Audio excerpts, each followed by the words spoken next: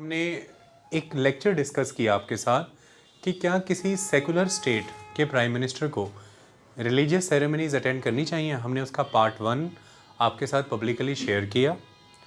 हमने बहुत से पहलू उसमें देखे। हम यहाँ पर जिस सेकुलर स्टेट की बात कर रहे हैं वो इंडिया है और हम इंडियन प्राइम मिनिस्टर की बात कर रहे हैं। प्राइम मिनिस्टर एक पोजीशन है, हम किसी स्पेसिफिक पर्सन की बात यहाँ नहीं कर रहे हैं। प्राइम मिनिस्टर पोजीशन रहेगी जब तक भारत का मौजूदा पार्लियामेंट्री सिस्टम है, तब तक प्राइम मिनिस्टर पोजीशन एग्जिस्ट करेगी। We are talking about that.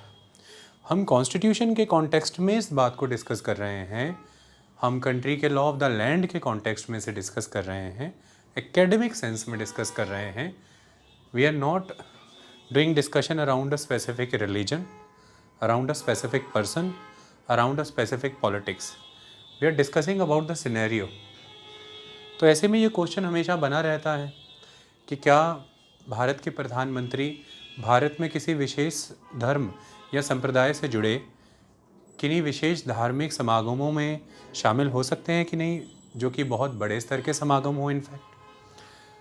तो ऐसे में हमने इस क्वेश्चन को पहले अंडरस्टैंड किया था कि क्या ये मॉरलिटी का क्वेश्चन है, क्या ये कॉन्स्टिट्यूशनल या अनकॉन्स्टिट्यूशनल होने का क्वेश्चन है, क्या ये लीगल इलीगल होने का क्वेश्चन है। हमने उसका जवाब दिया था पार्ट 1 में। हमने तब आपको सिनेरियो समझाया कि इंडिया के प्राइम मिनिस्टर की पोजीशन बनती कैसे है, एक व्यक्ति प्रधानमंत्री पद तक पहुंचता कैसे है, कैसे ये चीज़ उन्हें जोड़ती है वोटरों के साथ। तो वोटर्स के साथ रिलेशन उनका, ये हमने डिस्कस किया। पॉपुलर डेमोक्रेसी की इंडिया में क्या भूमिका है सरकारें बनाने में, हमने इसके बारे में डिस्कस किया। कास्ट, लैंग्वेज, रिलीजन, ये सभी चीज़ें क्या भूमिका प्ले करती हैं, हमने सब पहलू आपको बताए। पार्ट 1 को सभी स्टूडेंट्स ध्यान से सुन लें, यूट्यूब पे अवेलेबल है। हम उसके आगे बढ़ने जा रहे हैं। देखिए, जब आप ये सवाल करते हैं कि क्या भारत के प्रधानमंत्री को धार्मिक समारोहों में शामिल होना चाहिए कि नहीं, वहाँ से एक सवाल ये पैदा होता है कि क्या ये चीज़ अलाउड नहीं है इंडिया में, क्या ये चीज़ कॉन्स्टिट्यूशन के द्वारा अनुमति नहीं है, क्या कानूनी रूप में इस बात की अनुमति नहीं है। अगर ये क्वेश्चन का आंसर इतना इजी है, ये इतना सिंपल है कि इंडिया सेकुलर है, इस वजह से इंडियन प्राइम मिनिस्टर को नहीं शामिल होना चाहिए रिलीजियस सेरेमनीज़ में, स्टेट को रिलीजन से अलग रहना चाहिए। दूसरी तरफ कुछ तर्क ये आएंगे कि इंडिया का सेकुलरिज्म अलग है वेस्टर्न सेकुलरिज्म से। ऐसे में अगर इंडियन प्राइम मिनिस्टर एक रिलीजियस ग्रुप से एसोसिएटेड रिलीजियस सेरेमनीज़ में जा रहे हैं तो उन्हें इसे बैलेंस करना चाहिए। दूसरे रिलीजियस ग्रुप से एसोसिएटेड वो रिलीजियस सेरेमनीज़ भी अटेंड करनी चाहिए, मतलब उन्हें सभी धर्मों के साथ, सभी पंथों के साथ बराबर जुड़ना चाहिए। कहीं पर ये तर्क भी आएगा, कुछ कहेंगे बिल्कुल नहीं जुड़ना चाहिए, कुछ कहेंगे जुड़ना चाहिए, सबको बराबर स्थान देना चाहिए। इस तरह की तमाम डिस्कशंस हमारे देश में होती रहती हैं। लेकिन एक बड़ा सवाल यहाँ पर ये खड़ा होता है कि अगर प्राइम मिनिस्टर या स्टेट की अथॉरिटीज़ का रिलीजियस सेरेमनीज़ में जाना इंडियन सेकुलर स्टेट कॉन्सेप्ट के अंदर अलाउड नहीं है, तो कोई बात नहीं, इसकी हो सकता है कि अब तक क्लैरिटी ना हो कॉन्स्टिट्यूशन के अंदर या किसी लॉ के अंदर। बट सुप्रीम कोर्ट के पास, हाई कोर्ट्स के पास तो हमेशा ये अवसर था, वो किसी भी एक जजमेंट के तहत कभी भी ये डिक्लेयर कर सकते थे कि the state authorities and Indian state will not participate into the religious ceremonies of any type. That's all. तो ये सवाल ही ख़त्म हो जाता। इंडियन प्राइम मिनिस्टर तो छोड़िए, इंडियन चीफ मिनिस्टर या कोई भी और अथॉरिटी रिलीजियस सेरेमनीज़ में जाती ही नहीं। कोर्ट से फैसला दे सकते थे, क्योंकि आज दिन तक देश में ऐसे बहुत से फैसले हैं जो कोर्ट्स के ही दिए हुए हैं और कानून उसी पर खड़े हैं। जैसे कंप्लीट जस्टिस देने के कारण आर्टिकल 142 का इस्तेमाल करके कोर्ट ने ही अयोध्या में जो लैंड टाइटल डिस्प्यूट हुआ, बाबरी मस्जिद और राम मंदिर के बीच में जो समस्या का जो मसला था, उसमें जो भूमि नई मस्जिद के निर्माण के लिए दी वो कोर्ट ने आर्टिकल 142 के तहत कंप्लीट जस्टिस करने के लिए सू मोटो दी, वो किसी ने मांगी तो नहीं दी। तो कोर्ट ने ही अपने स्तर पर अब तक 3 जजेस जजमेंट के बेसिस पे कॉलेजियम सिस्टम बनाया, और आज देश में जितनी भी नियुक्तियां हाई कोर्ट और सुप्रीम कोर्ट में हो रही हैं वो उसी कॉलेजियम सिस्टम से हो रही हैं। कोर्ट के दिए हुए अब तक के तमाम फैसले देश का कानून बने हैं। तो कोर्ट ये कह सकते हैं कि Indian state and the states and the authority of the state can not, will not, shall not participate in to the religious ceremonies, that's all. ये डिबेट ही ख़त्म हो जाएगी, पार्टिसिपेशंस ही ख़त्म हो जाएंगी। पर ऐसा कभी कहा नहीं गया, ऐसा फैसला नहीं है। यहीं से ये सवाल पैदा होता है कि क्या फिर ये सवाल बड़ा सवाल है, ये इतनी आसानी से आंसर नहीं किया जा सकता है। इसी को हमने समझने का प्रयास पहले पार्ट में किया और आज दूसरे पार्ट में हम इसे समझने की कोशिश करेंगे और इसे एंड करेंगे। ओके, देखिए, जब भी आप ऐसे सवाल पूछते हैं तो एक चीज़ को हमेशा जानना है कि आप प्राइम मिनिस्टर की बात कर रहे हैं, you are talking about prime minister. इस कॉन्टेक्स्ट में प्राइम मिनिस्टर की बात हो रही है। प्राइम मिनिस्टर यहाँ पर किस पोजीशन पर है? Prime minister is heading the council of minister. Prime minister is heading the council of minister. तो ये जितने भी मिनिस्टर्स होते हैं इन सब से मिलकर के जो काउंसिल बनी है, मंत्री परिषद, उसको हेड करते हैं प्राइम मिनिस्टर। इस कॉन्टेक्स्ट में ये टर्म प्राइम आती है कि the prime minister is primus inter pares. सभी मंत्रियों में वो प्राइम है, that is the thing. And all ministers including the prime minister, they are constituting the council of ministers. और इसी को आप कह देते हैं एग्जीक्यूटिव, और सिंपल लैंग्वेज में कहूँ तो यही है सरकार। आप इसी को सरकार कहते हैं, the executive. Council of minister का ही छोटा वर्जन है कैबिनेट। तकरीबन आप खबरों में सुनते रहते हैं कैबिनेट ने ये फैसला लिया, कैबिनेट ने वो फैसला लिया, सरकार ने फैसला लिया। तो ऐसे में जब हम प्राइम मिनिस्टर की बात कर रहे हैं, is associated with the council of minister, यानी कि एग्जीक्यूटिव यानी कि सरकार। एग्जीक्यूटिव यानी कि सरकार। ये सरकार को सरकार के रूप में, मतलब सरकार में जो सरकार है वो कौन है? सरकार को सरकार के रूप में अथॉरिटी कहाँ से मिली, कैसे मिली? क्योंकि there is existing a state. State exist करता है जिसको हम कहते हैं द राज्य। और यहाँ पर हम जिसकी बात कर रहे हैं, we are talking about the Indian state. So this is the Indian state. तो there is existing the Indian state, भारतीय राज्य। ओके, इंडियन स्टेट अपने आप को एक्सप्रेस करता है via different institutions. Mainly 3 institutions के वाया इंडियन स्टेट खुद को एक्सप्रेस करता है।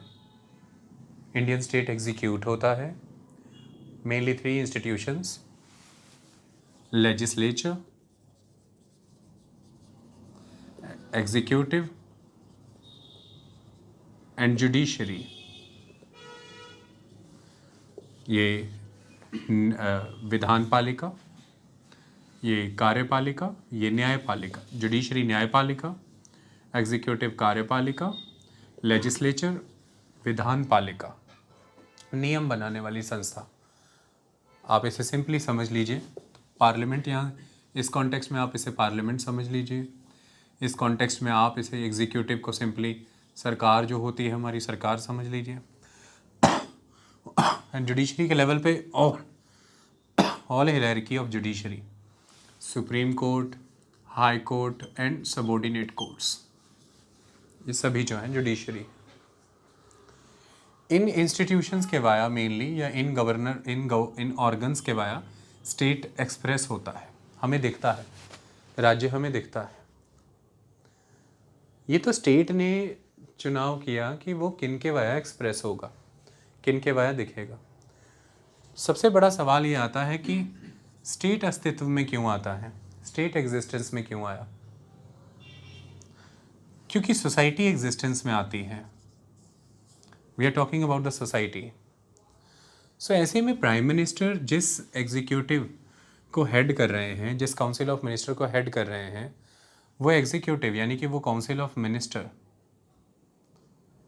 स्टेट का ही एक एक्सप्रेशन है। स्टेट कहाँ से आया, स्टेट की नीड कहाँ से क्रिएट हुई?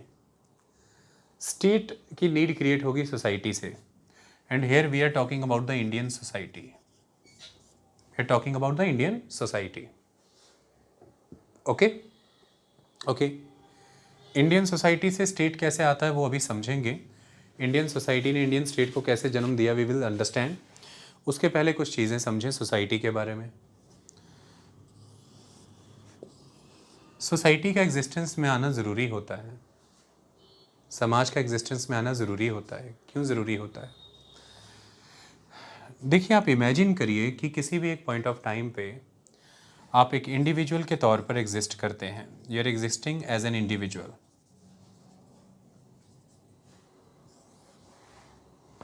क्लियर? आप एक इंडिविजुअल हैं। चलिए मैं आपसे ही अभी एक सवाल पूछ लेता हूँ। सपोज़ करिए यहाँ पे क्लास में जो स्टूडेंट बैठे हैं, तो यहाँ मैं बलराज से क्वेश्चन पूछता हूँ। बलराज, सपोज़ करो ये आप हैं, दिस इंडिविजुअल इज़ यू। तो मैं आपसे एक सवाल पूछता हूँ बलराज, क्या आप बीइंग इंडिविजुअल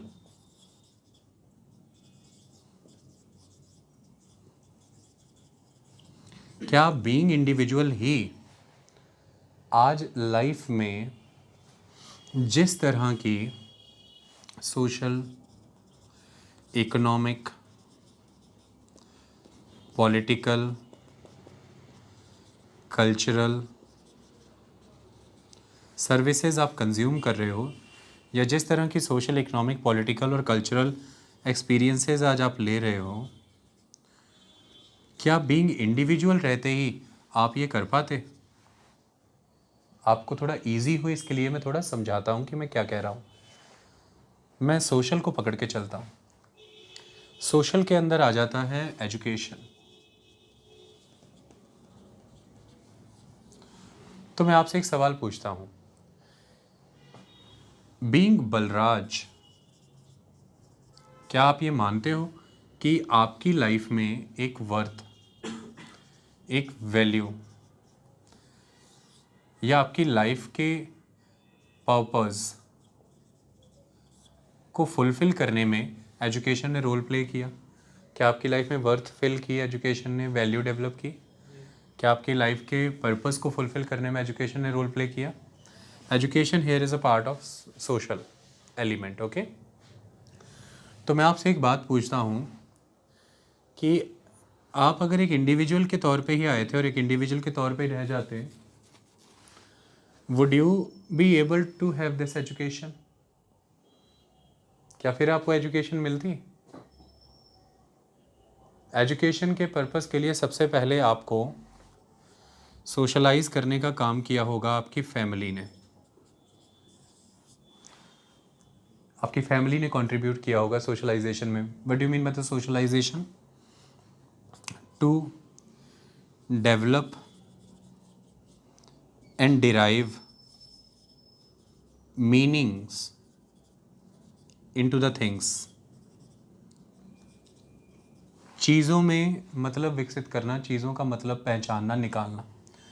जैसे मैं मानता हूँ कि आपके परिवार ने ही सबसे पहले आपको ये बताया होगा कि ये बॉल है, और आपने बोलना शुरू किया होगा बॉल बॉल। आपके परिवार ने ही सबसे पहले आपको ये बताया होगा कि बोलो पापा, बोलो मम्मा। तो आपने बोलना शुरू किया होगा पापा पापा, मम्मा मम्मा। आपके परिवार ने ही पहले आपको बहुत सारी पक्षी दिखाए होंगे, बर्ड्स, चिड़ियाँ, तो आपने बर्ड्स पहचाननी शुरू की। फिर किताबों में बॉल, एप्पल, सारी चीज़ें दिखाई, फिर आपको फिज़िकली भी दिखाई जितनी पॉसिबल हो सकती हैं। इसलिए बचपन में बच्चों को चिड़ियाघर भी लेके जाते थे, सारी चीज़ें करते थे। इस तरह से तमाम चीज़ों में आप पहले अपने परिवार की मदद से ही मीनिंग डेवलप कर पाए, मीनिंग डिराइव कर पाए। यानी कि आपने खुद को चीज़ों से आइडेंटिफाई किया, चीज़ें आपसे आइडेंटिफाई हुई, तो लाइफ एक सर्टेन लेवल पे मीनिंगफुल होने लगी। जो फर्स्ट रोल प्ले किया है यहाँ पर आपको एजुकेट करने का, यानी कि आपको सोशलाइज करने का, वो फैमिली ने प्ले किया है। आप उन बच्चों के विषय में सोचें जो बच्चे पैदा होने के थोड़े समय तक या एक ठीक ठाक समय तक ही अनाथ हो जाते हैं, जिनकी फैमिली ख़त्म हो जाती। आज युद्धों में तमाम बच्चे अनाथ हो रहे हैं, या वो परिवार के द्वारा त्याग दिए जाते हैं, कूड़े के ढेर में डाल दिए जाते हैं या कहीं भी। ऐसे में वो बच्चे डिप्राइव हो जाते हैं इस सोशलाइजेशन से। यह आजकल एक परेशानी हो रही है, जो पंजाब से परिवार फ़ॉरेन गए हैं, उनके वहाँ बच्चे पैदा हो रहे हैं, तो माता पिता क्योंकि सारा दिन काम पे बिज़ी रहते हैं और बच्चों के पास फिर कोई ऐसा होता नहीं, तो बच्चे अपने सराउंडिंग में कोई रिश्तेदार नहीं देख रहे हैं, रिलेशंस नहीं देख रहे हैं, कोई चीज़ें नहीं देख रहे हैं, लैंग्वेज उतनी नहीं अपनी सुन पा रहे हैं, तो बच्चे बोल नहीं रहे हैं, बहुत देर से बोलना शुरू कर रहे हैं। 2-2 3-3 साल 4-4 साल के बच्चे हो गए हैं, बोल नहीं रहे हैं अभी। फिर वहाँ डॉक्टरों से वो मिलते हैं, फिर वो डॉक्टर कहते हैं कि आप कोशिश करो इन्हें थोड़े समय अपनी नेटिव कंट्री में लेके जाओ, थोड़ा महीने वहाँ टाइम बताओ, या इन्हें छोड़ो वहाँ पे। फिर वो बच्चे पंजाब आ रहे हैं, कुछ महीने रह रहे हैं, उन्हें दादा दादी के पास या नाना नानी के पास छोड़ा जा रहा है, फिर वो धीरे धीरे बोलना शुरू कर रहे हैं। क्यों नहीं बोल पा रहे हैं वो बच्चे? क्योंकि वो बच्चे एक अनसोशलाइज्ड से एटमॉस्फेयर में अकेले अकेले पड़े हुए हैं और वो मीनिंग नहीं डेराइव कर पा रहे चीज़ों का, वो मीनिंग नहीं डेवलप कर पा रहे चीज़ों का। तो जिन बच्चों को परिवार नहीं मिला, जिन बच्चों को परिवार ने त्याग दिया, या जिन बच्चों के परिवार ख़त्म हो गए हैं, उन्हें समझ आता है कि क्या महत्व है फैमिली का होना उन शुरुआती वर्षों में, जब हमें तमाम चीज़ों के मायने सीखने थे, जानने थे, पहचानने थे। तो बीइंग इंडिविजुअल ही रह करके अगर आप अकेले आए थे पृथ्वी पे, अकेले ही रह जाते और जुड़ते ना किसी के साथ, ये आपकी फैमिली के मेंबर्स हैं, जुड़ते ना आप किसी के साथ, तो ये सोशलाइजेशन का प्रोसेस शायद एक्टिवेट ही ना हो पाता। फिर उसके बाद फैमिली की नॉलेज क्योंकि सीमित है, फैमिली के पास टाइम सीमित है, तो फिर फैमिली आपके अंदर further higher level of socialization चाहती है, तो इसके लिए फैमिली आपको एक्सपर्ट लोगों में भेजती है, और वो होते हैं जैसे कि स्कूल्स। तो आप स्कूल्स में जाते हैं तो स्कूल आपको फिर और बड़े पैमाने पर आपकी कंट्री के कल्चर, कस्टम, मैनर से आपको आइडेंटिफाई कराता है, जिसी के अंदर साइंस, टेक्नोलॉजी और बाकी सारे सब्जेक्ट्स की नॉलेज है। फिर इस तरह से स्कूल से आप आगे कॉलेज पहुंचते हैं, कॉलेज से अब आप मेरी क्लास में बैठे हैं, अब आप अपनी ज़िंदगी के और बड़े पर्पसेस अचीव करना चाहते हैं। अब आप ज़िंदगी में बहुत ज़्यादा वैल्यू जो है वो डेवलप करना चाहते हैं और ज़्यादा वर्थ फिल करना चाहते हैं, इसलिए अब आप कॉलेज में बीटेक करने के साथ साथ साइमल्टेनियसली एक सिविल सर्विसेज के इंस्टीट्यूट में भी हैं, और यहाँ पर मैं आपसे जुड़ा हूँ और आज मैं आपको यहाँ सोशलाइजेशन का महत्व सिखा रहा हूँ। अगर मैं ना सिखाता, शायद आप इस कॉन्सेप्ट से वंचित रह जाते, आप इसे सीख ही ना पाते। तो किसी भी इंडिविजुअल की ये बेसिक रिक्वायरमेंट होती है for that individuals social, economic, political और कल्चरल डेवलपमेंट, कि वो लोगों से जुड़े, इंडिविजुअल ग्रुप में आए, उसे जुड़ना है लोगों से, ये नेसेसिटी है, इट इज़ द नीड। जैसे आज इस समय में आपके जो भी सोशल, पॉलिटिकल, कल्चरल और इकोनॉमिक एक्सपीरियंसेस हैं मेरे सामने, जो आप अभी हैं, वट यू आर एक्सपीरियंसिंग, आपका जो सोशल कल्चरल एक्सपीरियंस है यहाँ पे, जिसमें आपने ये जो क्लॉथ पहने हैं, जिस कंपनी के जो ब्रांड्स आपने पहने हैं, how you are able to experience this, because you know that somewhere somebody which is innovative, artistic and following the correct standards, they are creating the things which I can access. आपको आज अपने कपड़े बनाने की खुद चिंता नहीं है, लेकिन एक समय ऐसा था जब व्यक्ति अपने तन ढकने के लिए वस्त्र स्वयं निर्माण करता था, लेकिन आज आपको ऐसी आवश्यकता नहीं है। आपको ये बने बनाए मिल जाते हैं, कोई बना रहा है, आपको तेज़ी से आने जाने के लिए वाहन, गाड़ी घोड़े मिल जाते हैं और आप उनका इस्तेमाल करते हैं। आपको उनकी सर्विस और मेंटेनेंस के लिए भी कोई मिल जाता है और आप उसका इस्तेमाल करते हैं। जिस फ्यूल से वो व्हीकल चलते हैं वो फ्यूल भी कहीं निकल रहा है, आपको वो मिल जाता है और आप उसका उपयोग करते हैं।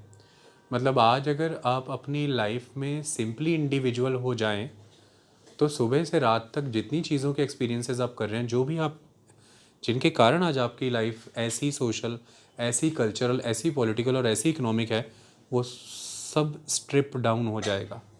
आप नेकेड हो जाएंगे हर मायने में।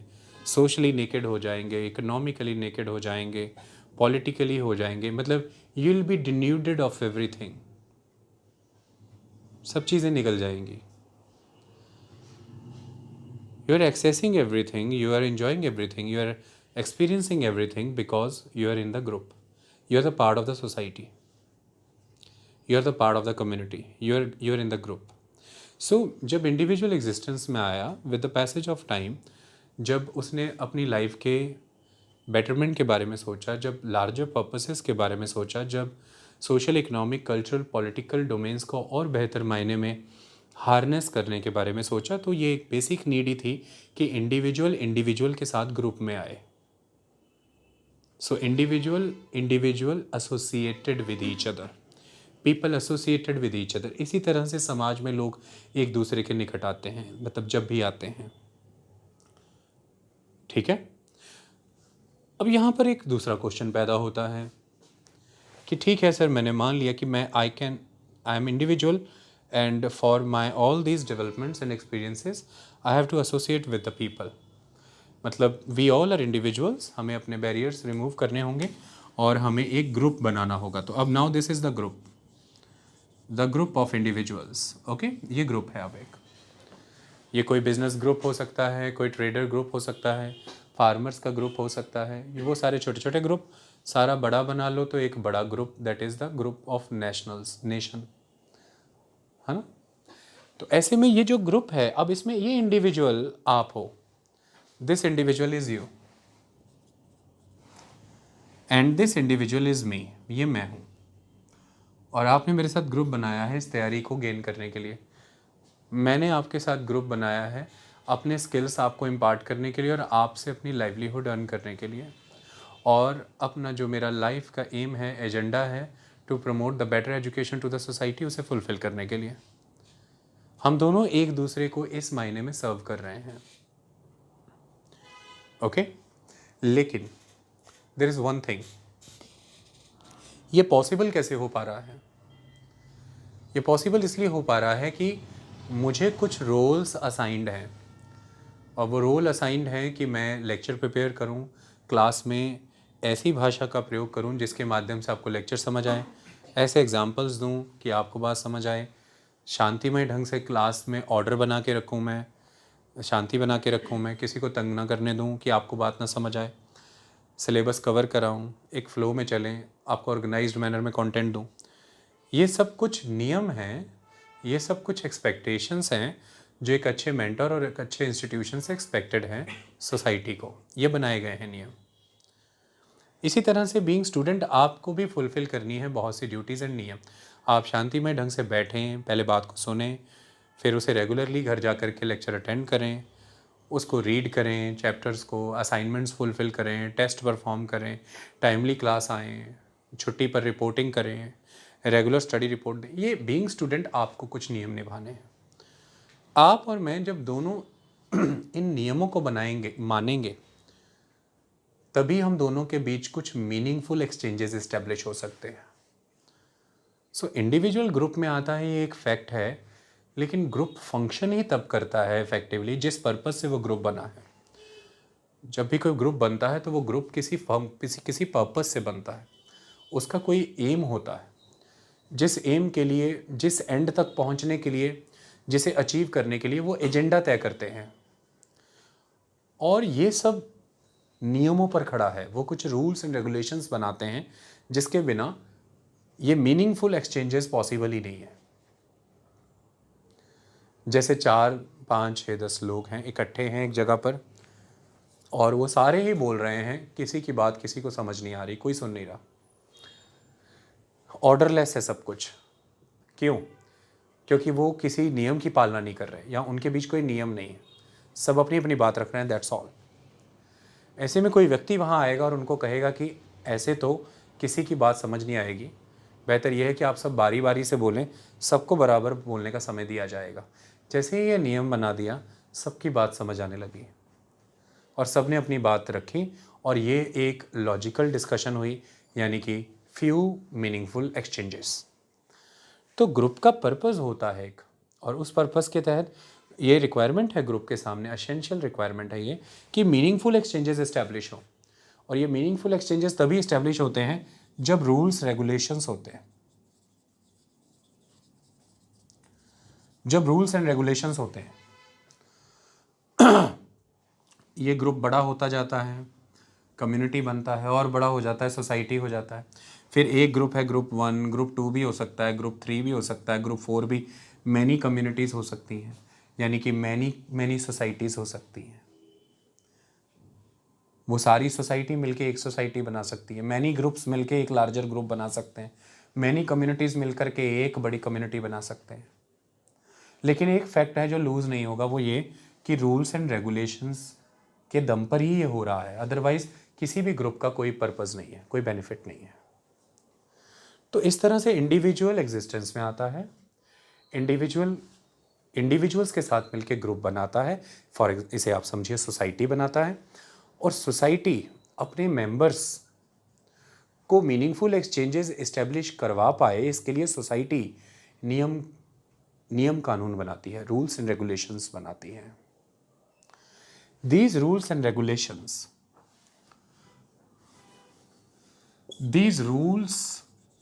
and regulations first, and the institution associated with these rules and regulations, institutions second, first, second, and the functionary or the functionaries and the persons, positions associated with these institutions and rules and regulations, यानी कि third, these three things creating the or constituting the state, इसी को राज्य कहते हैं। किसी भी society के द्वारा अपने सोसाइटी के उद्देश्य को प्राप्त करने के लिए, सोसाइटी के कामकाज के लिए नियम कानून बनाए जाते हैं। उन्हें बनाने के लिए, उन्हें एग्जीक्यूट करने के लिए, उनकी पालना करवाने के लिए संस्थाएं बनाई जाती हैं, इंस्टीट्यूशंस, और इन नियम कानूनों को बनाने के लिए, इन संस्थाओं को चलाने के लिए फंक्शनरीज, पर्सन्स और पोजीशंस बनाई जाती हैं। ये सब मिलके राज्य बनता है, इसे राज्य कहते हैं, the state. This is the state. अगर आप इसे देखना चाहते हैं तो मैं दिखाता हूँ।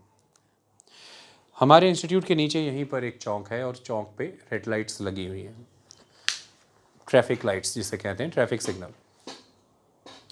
आप वहाँ पर खड़े हैं, आप मेंबर हैं सोसाइटी के, you are the member of society. Red light होने पर आप रुक जाते हैं, ऑरेंज लाइट होने पर आप इनिशिएट होते हैं, अलर्ट हो जाते हैं, वो ट्रांजिशन लाइट है, ग्रीन लाइट होने पे चल जाते हैं। ये रूल्स हैं, ये रेगुलेशंस हैं, जिसने आपके बिहेवियर को, मेंबर ऑफ द सोसाइटी के बिहेवियर को रेगुलेट किया, उसको इन्फॉर्म किया, उसको गाइड किया कि कैसे काम करना, कैसे बिहेव करना है। आपने रेड लाइट जंप कर दिया तो सामने चौक के उस पार एक व्यक्ति खड़ा है, एक फंक्शनरी, एक पर्सन, एक पोजीशन, द ट्रैफिक ऑफिसर, उसने आपको पकड़ लिया। ट्रैफिक ऑफिसर को आपको पकड़ के चालान करने की अथॉरिटी है। ये रूल और रेगुलेशन ऑफ ट्रैफिक सिग्नल जिसने बनाए, जो आप पालन नहीं कर रहे थे, ये सब कहाँ हुआ, उसको अथॉरिटी किसने दी, ये रूल रेगुलेशन किसने बनाए, द इंस्टीट्यूशंस। तो मोटर व्हीकल एक्ट बना पार्लियामेंट के अंदर, इंस्टीट्यूशन यानी कि लेजिस्लेचर यानी पार्लियामेंट में। जिस मोटर व्हीकल एक्ट के तहत ही आपको लाइसेंस मिला, जिसकी वजह से आपने वो स्कूटर या बाइक पकड़ा हाथ में, फिर उसी मोटर व्हीकल एक्ट के तहत जो फॉर्मेलिटीज़ हैं आपने फुलफिल करके आरटीओ का टैक्स भरा, गवर्नमेंट को टैक्सेस भरे और वो व्हीकल रजिस्टर करा करके सड़क पे उतारा। फिर उसी मोटर व्हीकल एक्ट के तहत आप उस सड़क पर चल रहे हैं सारे ट्रैफिक रूल्स को फॉलो करके, और ग्रीन सिग्नल पे आपने रेड लाइट को जंप कर दिया है, और उसी मोटर व्हीकल एक्ट के तहत ट्रैफिक पुलिस ऑफिसर को अथॉरिटी मिली हुई है और वो आपका चालान करेगा। तो उस चौक पर समाज के सदस्य के रूप में आप खड़े हैं, वो रेड लाइट, वो ट्रैफिक पुलिस ऑफिसर और वो सारे नियम कानून ट्रैफिक पुलिस लाइट से एसोसिएटेड और आपके ट्रैफिक लाइट जंप करने से एसोसिएटेड, वो सब राज्य है, वो स्टेट है। आपने वहाँ पर जब उस ट्रैफिक ऑफिसर के साथ धक्का मुक्की की या उसे मारा, आपने स्टेट को मारा, आपने स्टेट के अगेंस्ट ऑफेंस किया। आपने जब वो ट्रैफिक लाइट को जंप किया, आपने लॉ ऑफ द लैंड, आपने लॉ ऑफ द स्टेट को वायलेट किया। आप स्टेट के अगेंस्ट खड़े हैं। That is the state. इस तरह से अब आज के बाद हर जगह स्टेट को देखना। तो कोई भी समाज अपने कामकाज के लिए, अपने फंक्शन के लिए राज्य का निर्माण करता है, स्टेट बनाता है, तो सोसाइटी पहले एग्जिस्टेंस में आती है। यहाँ पर इस प्रोसेस के बाद तो सोसाइटी एग्जिस्टेंस में आई, सोसाइटी ने स्टेट क्रिएट किया, मैंने बताया आपको। और स्टेट खुद को एक्सप्रेस कैसे करता है, जैसे यहाँ पर देखिए, ये 3 मेन इंस्टीट्यूशंस के वाया, लेजिस्लेचर यानी कि पार्लियामेंट इंडिया के कॉन्टेक्स्ट में, एग्जीक्यूटिव यानी कि काउंसिल ऑफ मिनिस्टर यानी कि सिंपल कहिए सरकार, जुडिशरी यानी कि न्यायालय सारे, supreme court, high court, district courts, subordinate courts. Okay, state खुद को इनके वाया एक्सप्रेस करता है। स्टेट असल में है क्या, क्या है राज्य? स्टेट ये है समाज के बनाए सारे नियम कानून जिनको की लॉ की बैकिंग है, द रूल्स एंड रेगुलेशंस, वो सारी संस्थाएं और वो सारे पदाधिकारी, वो सारे पद, ये राज्य है। This the state. ओके, अब ऐसे में थोड़ी देर के लिए सोचा जाए तो this society created the state, और स्टेट में एक इंस्टीट्यूशन है एग्जीक्यूटिव यानी कि दिस काउंसिल ऑफ मिनिस्टर। उस काउंसिल ऑफ मिनिस्टर के हेड है प्राइम मिनिस्टर। तो prime minister is heavily associated with the society, is heavily associated with the society. तो हमारे देश में ये जो नियम कानून, ये सारी संस्थाएं, ये पदाधिकारी, सारे फंक्शनरी जो क्रिएट होते हैं, वो सोसाइटी ने जो अपनी विल एक्सप्रेस की है। तो स्टेट और सोसाइटी के बीच में क्या है, वो विल है सोसाइटी की, जिसके बेस पे ये बनेगा, उसे कहते हैं कॉन्स्टिट्यूशन। कॉन्स्टिट्यूशन, संविधान। What is constitution?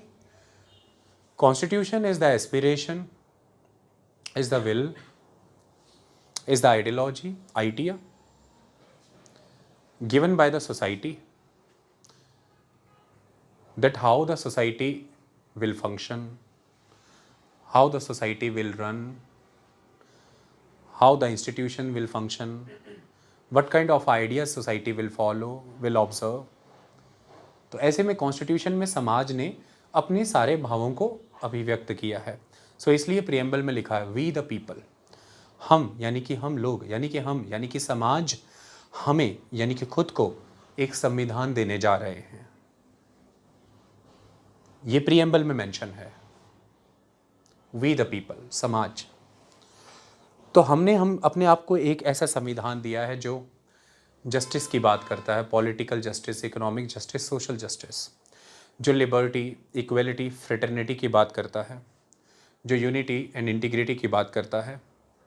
हमने स्वयं को एक ऐसा संविधान दिया है, एक ऐसा समाज दिया है जो socialist, secular, democratic, sovereign Republic की बात करता है। भारत ये सब होगा, भारत डेमोक्रेटिक होगा, भारत सॉवरेन होगा, भारत रिपब्लिक होगा, भारत सोशल है होगा, भारत सेकुलर होगा। हमने एक ऐसा भारत बनाया है, एक ऐसा राज्य भारत है। ओके, ये हमने प्रियम्बल में मेंशन किया है। प्रियम्बल ही से प्रेरणा पाकर के संविधान सारे अलग अलग बिंदु स्थापित करता है और उसके प्रोविजन में ये सब एक्सप्रेस होता है जो मैंने अभी बोला आपको।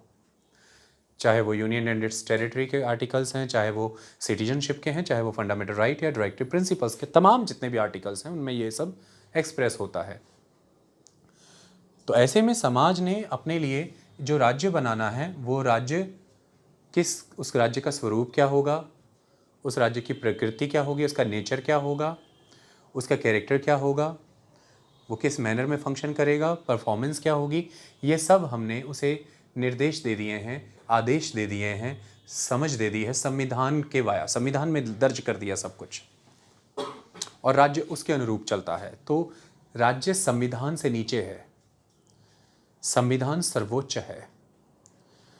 संविधान में जो शक्ति है उसी से शक्ति राज्य को मिली है। तो मैंने ये जो फ्लो बनाया है, दिस फ्लो इज इंपॉर्टेंट। इस फ्लो में फर्स्ट सोसाइटी आई, सेकंड इस फ्लो में बीच में मैंने रखा यहाँ पे दिस इज कॉन्स्टिट्यूशन, मैंने लिखा यहाँ पे है, थर्ड यहाँ पे स्टेट है। तो फर्स्ट सेकंड थर्ड। तो संविधान में जो शक्ति है वो शक्ति वो है जो भारत के नागरिकों की शक्ति है, और उसी संविधान से शक्ति प्राप्त करता है भारत का राज्य। यानी कि ये सारे इंस्टीट्यूशन उसी संविधान से शक्ति प्राप्त करते हैं, और वो संविधान जनता से शक्ति प्राप्त करता है। इसलिए हम ये कहते हैं कि if India is sovereign, who is sovereign then?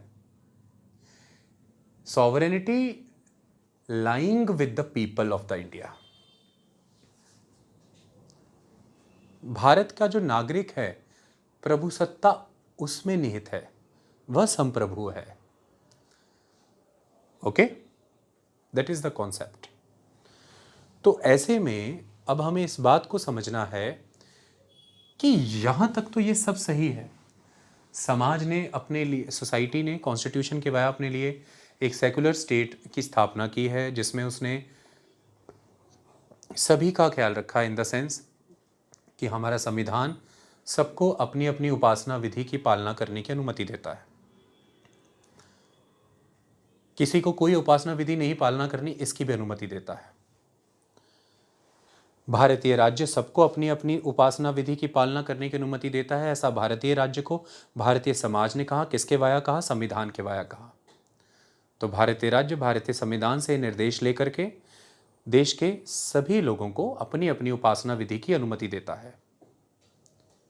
जिसको कोई उपासना विधि नहीं अनुमति देनी नहीं करनी है फॉलो, राज्य उसकी भी अनुमति देता है, मतलब उसे भी वो प्रोटेक्ट करेगा, संरक्षण देगा।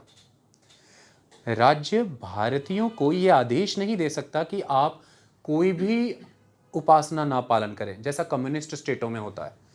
कम्युनिस्ट स्टेट्स आपको यह कह देते हैं कि आप किसी तरह की उपासना विधि की पालना मत करिए, यानी कि आप रिलीजन फॉलो नहीं करेंगे। सबसे इंपॉर्टेंट है इंडिविजुअल का रिलीजन नहीं, इंडिविजुअल की फ्रीडम नहीं, सबसे इंपॉर्टेंट है कम्युनिटी। और कम्युनिटी ने जो स्टेट बनाया है वो सर्वोच्च है। स्टेट की पालना करिए, स्टेट के दिशा निर्देशों की पालना करिए, स्टेट के जो इंपॉर्टेंट पर्सन्स हैं, जो लीडर्स हैं, उन्हें चेरिश करिए, उन्हीं की फ़ोटो टांगिए और राज्य का आनंद लीजिए, बस निजी धर्मों का नहीं। इंडिया ऐसा भी नहीं है, मतलब भारत का राज्य ना तो आपको ये आदेश देता है कि आप कोई धर्म नहीं मानेंगे, ऐसा नहीं, आप मानिए। भारत का राज्य आपको ये आदेश नहीं दे सकता कि आप कौन सा धर्म मानेंगे। जो आपका आनंद है, जो जिसमें आपकी आस्था है, आप वो मानेंगे। भारत का राज्य आपको ये आदेश नहीं दे सकता कि आपको धर्म मानना ही मानना है। जिसको नहीं मानना है भारत का राज्य, भारतीय राज्य, उसे भी संरक्षण देगा।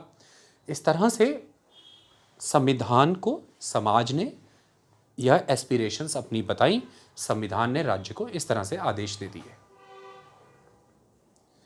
लेकिन इसी समाज ने यह चाहा कि यह जो राज्य है, इस राज्य की ये जो संस्थाएं हैं, इन संस्थाओं में ये जो संस्थाएं लेजिस्लेचर और एग्जीक्यूटिव है,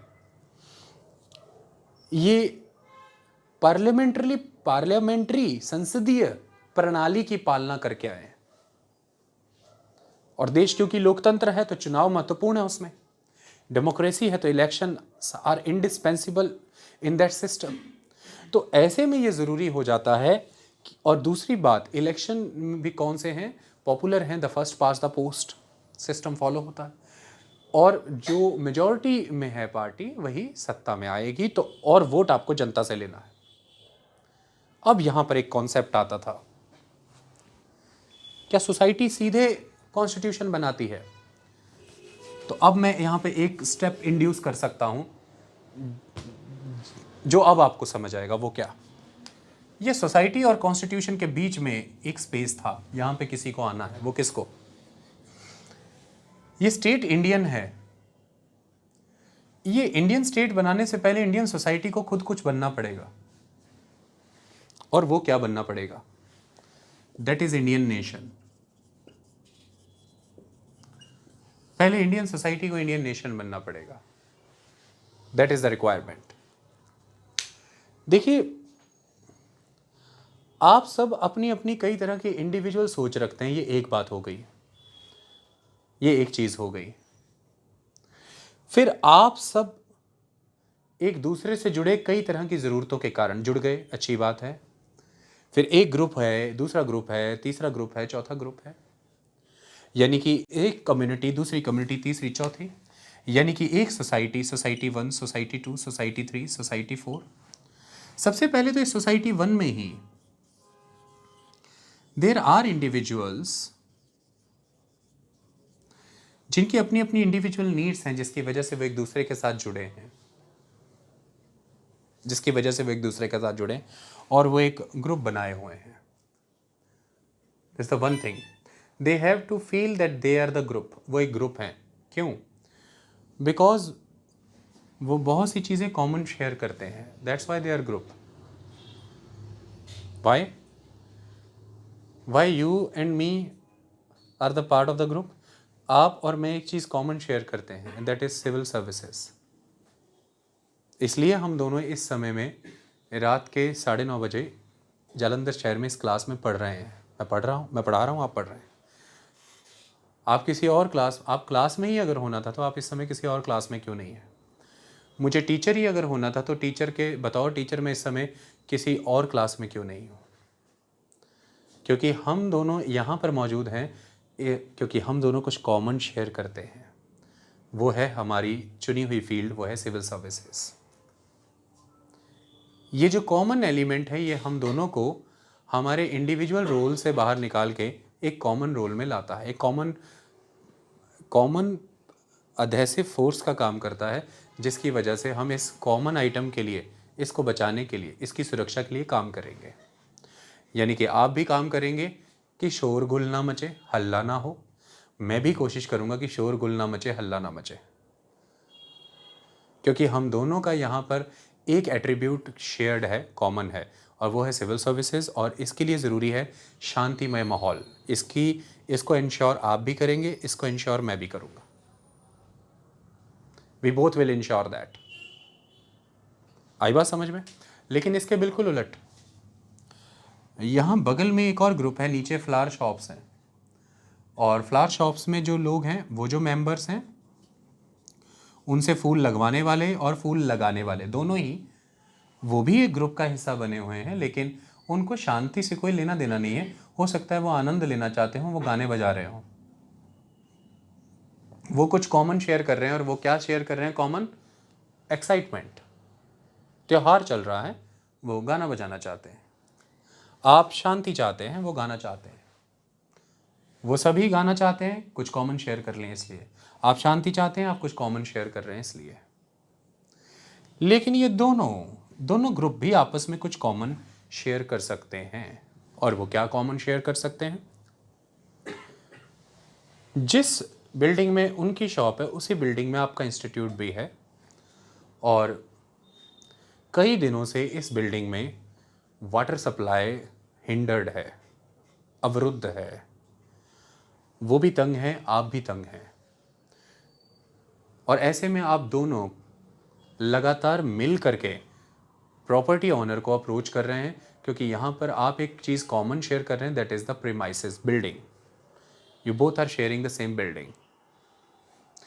ये बस मैं एग्जाम्पल्स के तौर पे समझा रहा हूँ ताकि आप कुछ समझ पाएँ। और वो क्या कि ये ग्रुप में भी इंडिविजुअल्स की अपनी कई तरह की पर्सनल नीड्स होती हैं, उसकी पर्सनल एस्पिरेशंस होती हैं। लेकिन क्योंकि वो एक दूसरे के साथ कई तरह के मीनिंगफुल एक्सचेंजेस कर रहे हैं, इसलिए वो ग्रुप में हैं,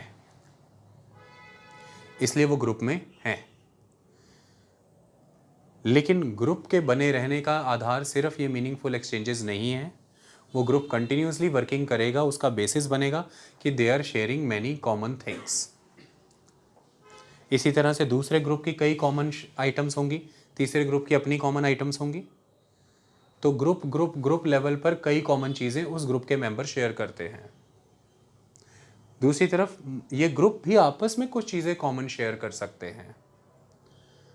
तो हम हमेशा जब ग्रुप्स को, एक सिंगल सोसाइटी 1 को, सोसाइटी 2 को, सोसाइटी 3 को, सोसाइटी 4 को, जैसे यहाँ पर एक सोसाइटी 1 है, एक समाज सिख समाज, सोसाइटी 2 है एक समाज हिंदू समाज, सोसाइटी 3 है एक समाज ईसाई समाज, सोसाइटी 4 एक समाज मुस्लिम समाज, सोसाइटी 5 बुद्ध समाज, सोसाइटी 6 पारसी समाज, सोसाइटी 7 जैन समाज।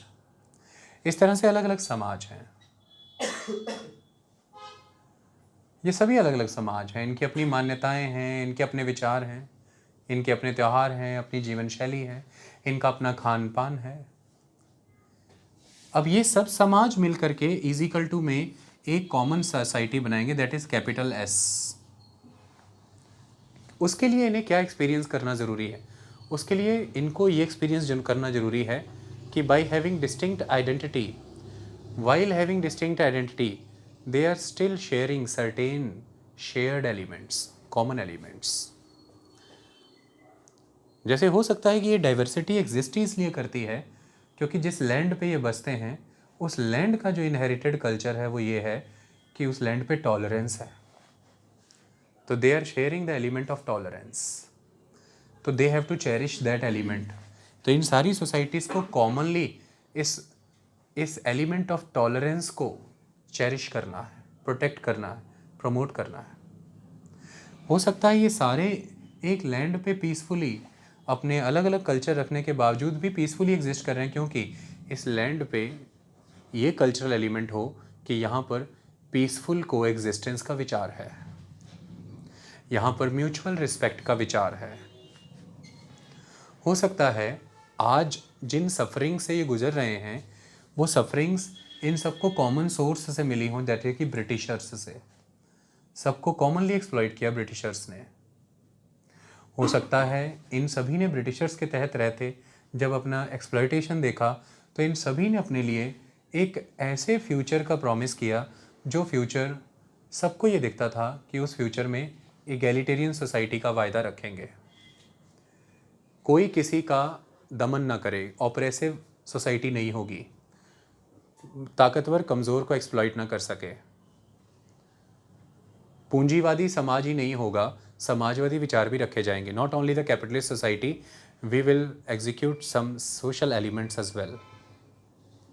ऐसे तमाम future common promises, future common vision, past historical common experiences, ऐसे तमाम common attributes, elements in the form of tolerance, in the form of mutual coexistence, in context of composite culture experiences, these things you are sharing in common.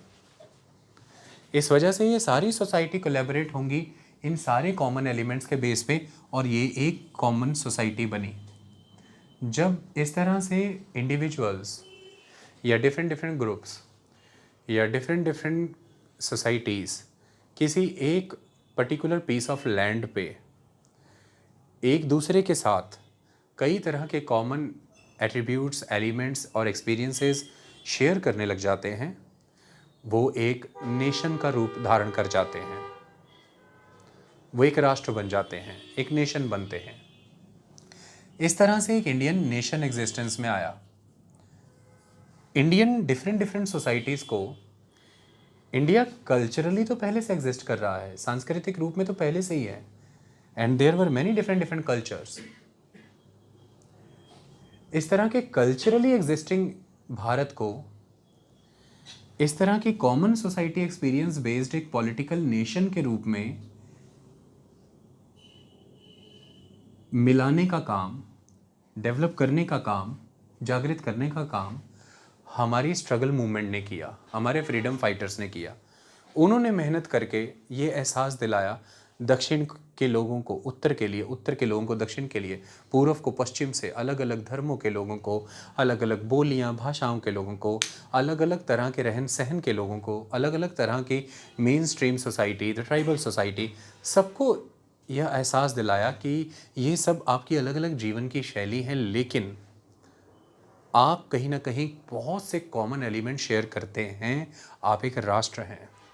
Kindly realise this. Culturally तो आप हजारों वर्षों से हैं, पर एक राष्ट्र की जो यात्रा है वो शुरू उस समय में होती है। फ्रीडम स्ट्रगल इसके लिए महत्वपूर्ण भूमिका निभाता है। हमारे फ्रीडम फाइटर्स की ये देन है कि उन्होंने एक राष्ट्र के रूप में हमें अनुभूति कराई, हमें रियलाइज़ कराया और हमें विकसित किया। इस तरह से जब हमने नेशन के रूप में खुद को सोसाइटी से नेशन बनाया, यहाँ पर मैं फिल कर देता हूँ इंडियन नेशन। इस इंडियन नेशन ने अपनी एस्पिरेशन, अपनी विल एक्सप्रेस की कॉन्स्टिट्यूशन में। उस कॉन्स्टिट्यूशन से बना स्टेट। सबसे पहले Indian society composed of many diverse societies, composed of many diverse cultural groups. So if Indian society is a large cultural group, it is constituted by many diverse cultural groups. So सबसे पहले this Indian society, then Indian nation, second position, then Indian constitution, third, then Indian state, fourth. इस तरह से ये flow बनता है. अब ऐसे में ये जो एक बड़ी सोसाइटी बनी है, this big society, it is composed of many societies. Many societies. और यही सोसाइटी कई कॉमन एलिमेंट्स के कारण एक नेशन हो गई. इसी नेशन ने एक स्टेट बनाया. इसी स्टेट की एक इंस्टीट्यूशन है एग्जीक्यूटिव. उसी एग्जीक्यूटिव की प्राइम पोजीशन पर है प्राइम मिनिस्टर. और प्राइम मिनिस्टर को वोट्स लेने के लिए जाना होता है नेशन के पास, यानी कि नेशनल्स के पास. नेशन के मेंबर नेशनल्स, सभी नेशनल्स के पास है अपनी nationality. Prime minister in nationals के पास जाते हैं. This is the nation, the larger society. But this society is not having the single identity, that is the identity of nation only. You already know that this society is having many type of identities. Not only the identity of Indian nation. You are not only having the identity of Indian. You are having many identities which were subsumed into the larger identity, that is the identity of nation. But it was not subsumed. It was coexisting with the identity of national. So you were having identity of Sikh as well. You are Sikh, this is one identity. You are Indian national, this is another identity. And in that you are having identity of caste as well. In that you are having identity of region as well. I am from Majha, I am from Malwa, I am from Doaba. In that you are having identity of rural and urban. शहरी है, पेंडू. ਅਸੀਂ पेंडू ਬੰਦੇ ਹੁੰਦੇ ਆ, college में आके पूरी Tor मारते हैं, है ना. लड़कियों लड़कियों के सामने ज़्यादा गल नहीं घुमानी होंगी, पिंड ही होंगे. ठीक है, तेरे शहरियाँ वर्गे नहीं है, बग्गे. तो this the thing. So understand what kind of identities you are having. You are having rural identity, urban identity, you are having region identity, Majha, Malwa, Doaba. You are having caste identity, you are having identity of religion. In fact you are having identity of language identity. Malwai Punjabi, Majhi Punjabi, पोठोहारी Punjabi, Doabi Punjabi. So many type of Punjabis here that you are speaking. You're having many identities. And then ultimately on your passport, you are Indian national. Your nationality is Indian. Form भरते हो उसमें identity is Indian. Nationality is Indian. So you were having many identities. And the Prime Minister, to win the elections, to become the Prime Minister, any candidate, they want to become the Prime Minister, in a democracy of India, in a parliamentarian system, they have to go to the larger society, that is the nation.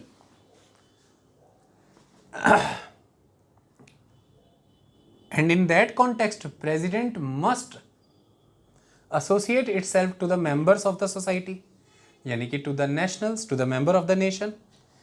But those members are having strong affiliations, are having strong identity affiliations, यानी कि उन सदस्यों की बहुत मजबूत जुड़ाव, subscription है अपनी इन सारी आइडेंटिटीज से।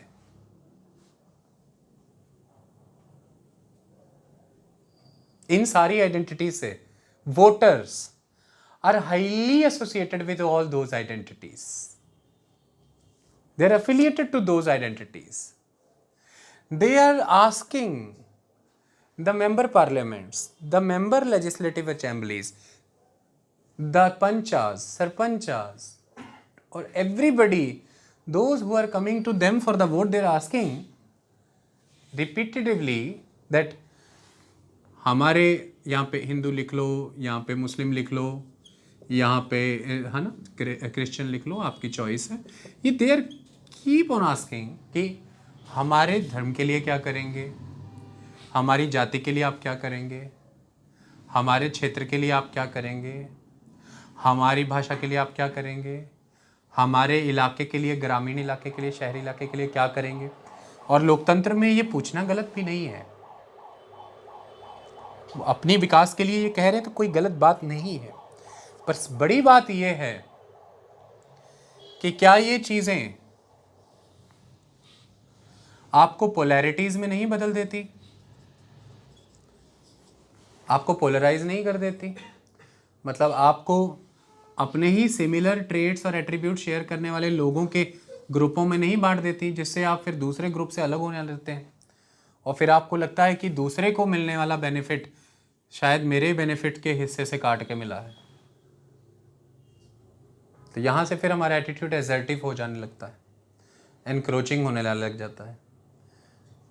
तो ऐसे में फिर एक पॉपुलर डेमोक्रेसी में, एक पार्लियामेंटेरियन सिस्टम में, अगर प्राइम मिनिस्टर को सत्ता तक पहुंचने के लिए मेजॉरिटी सीट्स ही चाहिए होती हैं, तो इस लार्जर सोसाइटी में, इस सोसाइटी 1, 2, 3, 4 में से किसका लार्जेस्ट शेयर है, क्या वो ये कंसिडर नहीं कर सकते या नहीं करेंगे? जैसे कि मान लीजिए कि इस सोसाइटी में, that is in the nation, मैं इंडियन नेशन की बात कर रहा हूँ, इस सोसाइटी में ये S1 मान लीजिए सिख सोसाइटी है, ये S2 मान लीजिए ये हिंदू सोसाइटी है, S3 मुस्लिम सोसाइटी है, S4 क्रिश्चियन सोसाइटी है। हालांकि इलेक्शन कमीशन इसकी अनुमति नहीं देता कि हम इस तरह की धार्मिक तरजीह दें या ऐसे धार्मिक बयानबाजियां दें, बट मैं एक बात पूछ रहा हूँ। ऐसे में मान लीजिए S2 हिंदू कम्युनिटी जो है, ये इस बड़ी सोसाइटी यानी कि बड़े नेशन में जो 100 मेंबर हैं, 80 मेंबर इसी के हैं, 80 मेंबर्स। और प्राइम मिनिस्टर को जाना है इसी सोसाइटी नेशन से वोट मांगने।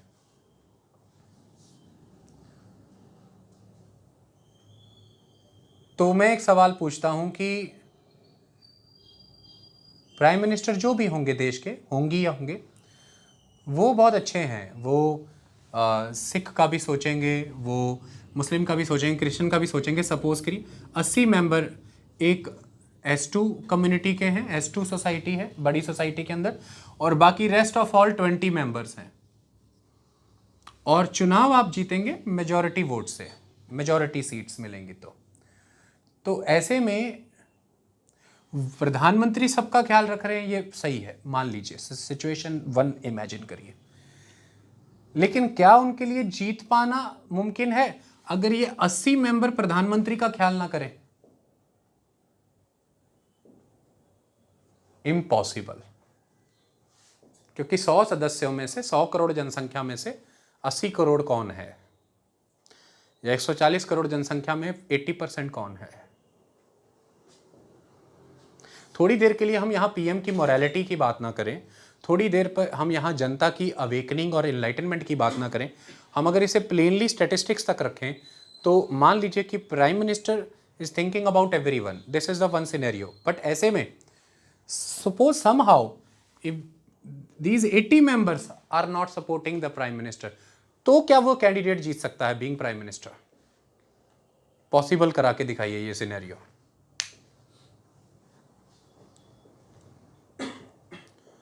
पॉसिबल करा के दिखाई। और ऐसे में एक पोजीशन ऑफ प्राइम मिनिस्टर के लिए ऑल आर फाइटिंग और contesting the elections intensely, all are fighting the election, all are contesting the elections intensely. ऐसे में suppose someone in context of competition, वो कंपटीशन में है एक कैंडिडेट के, वो भी PM1, वो ये भांप ले कि 80 मेंबर्स का सपोर्ट उनको नहीं जा रहा, तो क्या वो हर भरसक प्रयास नहीं करेंगे इन 80 मेंबर्स का सपोर्ट अपने फेवर में खींचने के लिए? तो क्या यहां से इनको लुभाने या प्लीज करने का प्रयास नहीं शुरू हो जाएगा? या क्या किसी भी PM कैंडिडेट में इतने गट्स आ पाएंगे कि ये 80 सदस्यों को नाराज किया जाए या उनका निरादर किया जाए? मैं आपसे सवाल पूछता हूं, क्या ये क्वेश्चन इतना सिंपल होता है जिस मैनर में हम पूछ लेते हैं एक लोकतांत्रिक देश के अंदर, जिसमें कि पॉपुलर डेमोक्रेसी फॉलो हो रही है, जिसमें कि पार्लियामेंटेरियन सिस्टम चल रहा है, जिसमें कि आपको वोट लेने जाना होता है, और ऐसे में समाज इतनी सारी पहचानों के साथ जुड़ा है? तो क्या ये इतना ही प्लेन क्वेश्चन है कि क्या इंडियन PM को कोई रिलीजियस सेरेमनीज ज्वाइन करनी चाहिए कि नहीं? थोड़ी देर के लिए सोचो, क्या ये पूरी तरह से उनके भी हाथ में होता है कि नहीं? जब समाज ये सवाल पूछता है कि आपको ज्वाइन करनी चाहिए कि नहीं, ऐसे में सवाल अपने आप से पूछे, समाज का भी एक सवाल खुद से ये बनता है कि क्या समाज ने पॉलिटिकल लीडर्स को पूरी तरह से मेरिट के बेस पे चुनना शुरू कर दिया है? क्या समाज का वोटिंग के दौरान सरोकार पूरी तरह से मेरिट हो गया है? क्या समाज जाति के आधार पर वोट नहीं करता है? क्या समाज ये देखता है कि कौन सा कैंडिडेट बेहतर है, या ये देखता है कि कौन सा कैंडिडेट हमारी जाति का है? क्या समाज ये देखता है कि कौन सा कैंडिडेट समूचे देश के लिए विकास की योजनाएं ला रहा है, डेवलपमेंट कर रहा है, या ये देखता है कि हमारे गांव, सिर्फ हमारे इलाके का विकास कौन कर सकता है? क्या समाज ये देखता है कि किसी भी पंथ धर्म का कैंडिडेट हो, कोई फर्क नहीं पड़ता, हमारे कॉलोनी, हमारे इलाके का MLA किसी धर्म का कोई फर्क नहीं पड़ता, हम 100 लोग हैं इस इलाके में और 100 के 100 लोग उससे दूसरे धर्म के हैं, पर हमें फर्क नहीं पड़ता है क्योंकि वो एक, उसका ट्रैक रिकॉर्ड मेरिटोरियस है, वो मेरिटोरियस कैंडिडेट है, वो बेहतर काम करेगा? क्या समाज इतना जागरूक हो गया है? क्या शिक्षा का स्तर इतना हो गया है? क्या लोकतंत्र को हम इतना मजबूत बना पाए हैं? क्या हम नेशनलिस्ट आइडेंटिटी इतनी स्ट्रांगली लोगों में इनकलकेट कर पाए हैं? ये एक सवाल बनता है। क्या लोग क्षेत्र के आधार पर, जाति के आधार पर, पंथ के आधार पर, अपने विकास के आधार पर, अपनी भाषा के आधार पर वोट नहीं करते हैं? और लोकतंत्र में इसकी अनुमति है, कोई मनाही नहीं है। तो ऐसे में ये क्वेश्चन सीधे सीधे प्रश्न होना कि क्या किसी PM को ऐसे किसी समागम में जाना चाहिए कि नहीं जाना चाहिए, ये बहुत बड़ा प्रश्न होना चाहिए। इस पर विचार पूरे समाज को करना चाहिए। ये इतना छोटा प्रश्न नहीं होना चाहिए कि जिसका सारा ओनस PM ही पे डाला जाए। आप हैं देश, मैं आपसे एक सवाल पूछता हूं कि क्या सरकार केवल उन 75 cabinet minister, minister of state, deputy ministers के द्वारा ही मिलकर बनी है? आप सरकार नहीं है क्या? आप गवर्नमेंट का हिस्सा नहीं है क्या किसी भी मायने में? क्या आपकी जिम्मेदारी नहीं है कि आप गवर्नमेंट को ऑल द टाइम एनलाइटन करते रहें कि गवर्नमेंट कहाँ गलत चल रही है? क्या आपका रोल नहीं है कि आप गवर्नमेंट को एक कंस्ट्रक्टिव क्रिटिसिज्म के फेज से गुजारें और ये बताएं कि कहाँ पर कमियां रह रही हैं? क्या आपकी जिम्मेदारी नहीं है कि आप संसद में, विधानसभाओं में बन रहे कानूनों पर ध्यान दें, उन्हें पढ़ें, जानें और समझें कि देश किस सरोकार की ओर बढ़ रहा है? क्या आपके ऊपर दायित्व नहीं है एक जागरूक नागरिक बनने का? सरकार क्या होती है? मैं आपसे सवाल पूछता हूं, सरकार किसका रिफ्लेक्शन है? सोसाइटी का रिफ्लेक्शन है। और वो भी एक ऐसे मुल्क में जहां पर मेजॉरिटी ही सिक्योर करनी है सरकार में आने के लिए, और मेजॉरिटी भी उनकी जितनी वोट्स पोल हुई हैं, वो भी उस कॉन्स्टिट्यूएंसी में बाकी कैंडिडेट्स के मुकाबले majority, not the absolute majority. Please इस बात को अंडरस्टैंड करिए। जो टोटल वोट पोल हुई है उसकी मेजॉरिटी नहीं लेनी है। 100 में से 51 वोट नहीं चाहिए आपको, सारे कैंडिडेट में से बस आपको ज्यादा वोट मिलना चाहिए, दैट्स ऑल। और आप जीत गए।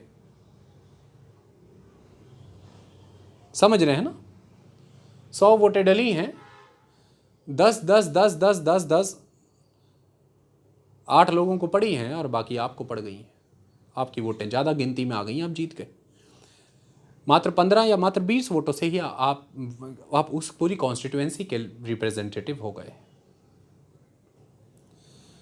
तो ये एक बहुत बड़ी रिस्पॉन्सिबिलिटी है जब देश में कोई भी ऐसे इवेंट्स होते हैं और ऐसे सवाल खड़े किए जाते हैं कि हम इन सवालों को बहुत संजीदगी से देखें और इनके उत्तर बहुत संजीदगी से दें। ऐसे में एक सवाल ये बनता है कि जब समाज से ही राष्ट्र बनता है, राष्ट्र से ही राज्य बनता है, तो समाज में कितने भिन्न भिन्न समाज हैं? उन भिन्न भिन्न समाजों में किस समाज का आंकड़ा कितना है, ये एक बात हो गई है। अब थोड़ा इसको यहाँ से हटाइए, आप इसे सिंपली कैलकुलेटिव मैनर में मत लेके चलिए, मेथडिक मैनर में मत लेकर के चलिए, सिर्फ इलेक्शन जुगाड़ जीत तक सीमित ना रखिए, साइड करिए।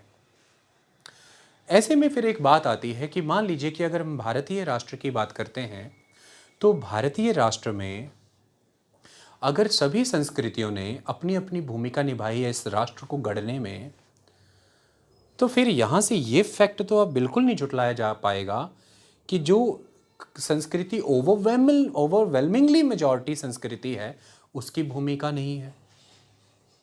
उसकी तो फिर भूमिका बहुत बड़ी है और बहुत प्रबल भूमिका है, क्योंकि बहुत पहले से भूमिका उसकी चली आ रही है। बाकी संस्कृतियों की भूमिका तो बारी बारी से आएगी आने वाले समय में। अगर शुरुआती दौर से देखें तो भूमिका उसकी चली आ रही है। ऐसे में अगर भारतीय समाज इन संस्कृतियों के सम्मिश्रण से ही खड़ा हुआ है और उसी समाज से एक राष्ट्र खड़ा हुआ है, तो उन संस्कृतियों में एक इतनी बड़ी और भव्य संस्कृति के इतने मान्य, पूजनीय और सर्वोच्च चरित्र के एक पात्र हैं जिनकी मूर्ति स्थापना है।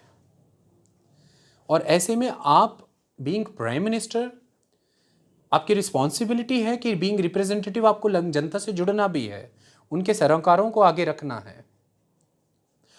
और ऐसे में ये कितना सहज है आपके द्वारा उस समागम में ना जा करके उस संस्कृति के इतने बड़े दायरे में जुड़े लोगों के भावों का निरादर कर देना। क्या ये सहज है? क्या ऐसा फैसला ले पाना आसान है? और दूसरी तरफ क्या ये जायज़ भी है? क्या ज़रूरी है? क्या ऐसा ज़रूरी है ऐसा फैसला लेना? ये भी एक बड़ा सवाल है, क्योंकि अल्टीमेटली आपके देश में ना तो कोई फ्रीडम स्ट्रगल, ना ही awakening of the thought of nation, और ना ही foundation of the state culture से कभी भी टूटा नहीं है। इंडियन सोसाइटी को जब नेशन में बदला गया और जब भारतीय राज्य की स्थापना हुई, इंडियन ट्रेडिशन, इंडियन कल्चर से उसे डिटैच नहीं किया गया है। फंडामेंटल राइट्स का जो चैप्टर है कॉन्स्टिट्यूशन में, उसकी शुरुआत में जो टॉप पर आपको इमेजेस दिखती हैं वो राम, लक्ष्मण, सीता की दिखती हैं। यहाँ से वो किसी विशेष पंथ, किसी विशेष धर्म की ओर इशारा नहीं कर रहा है। यहाँ से वो इस ओर इशारा कर रहा है कि मूल अधिकार क्या हैं, मूल अधिकारों के साथ जीवन कैसे जीना है। यहाँ पर बात राम के दर्शन की है। That is the idea. No matter how overwhelming the state of Ravana was, no matter how overwhelming the state of Dasharatha, but the simple thing is that a person leading the life on the basis of the ideas which are very essential, very indispensable for the fundamental social, economic, political development of every human. That's why the idea, the ideals of the life of the Rama is important to enshrined in the fundamental rights, because they are very fundamental for the social, economic, cultural, political development of every individual of the country. or the world, in fact. So that was the idea of Ram. Ram was there in the society, is there in the society, by having the ideas that how the human should lead their life. What are the fundamental things required? So there should be no untouchability, and that is the part of the fundamental right. There should be no titles, Article 18, the fundamental right. There should be no discrimination, Article 15 and 16. There should be equality, Article 14. The freedom of expression, Article 19, all were there in the meetings of Rama. Kindly listen to the idea of Ram Rajya. Listen to it. My lectures are there. You need to listen to that. So that's why his personality was not a personality of encroachment. His personality was the personality of compassion, all-encompassing, personality of devotion, personality of righteousness to take stand for the righteous things, personality not to dominate, personality to give space to everyone to follow their way of life and their upasana vidhi. He accorded space to the Angad, the son of the Bali. He accorded space to the Vibhishana and reinstated the state of Ravana to the Vibhishana. He never occupied that state. He shunned the authority on the state of Dasharath by fulfilling the promises or the sankalp or the commitments, the vachan. So there were many practices, there were many experiences, there were many conducts of the Ram which are the basis of the fundamental rights. That's why they are on the pages of the constitution associated with the fundamental rights. It's not a kind of idea of a particular religion, but the concept is, what is the problem? If Ram is belonging to a particular religion, look, there are many evil practices associated with every religion. There are many miscreant personalities in every religion. By observing those evil practices, by witnessing those miscreant personalities into any particular religion, you cannot negate the positives, the universal and all-encompassing ideas of any particular religion. You cannot negate them. So if those were the ideas of the Ram and he was associated with the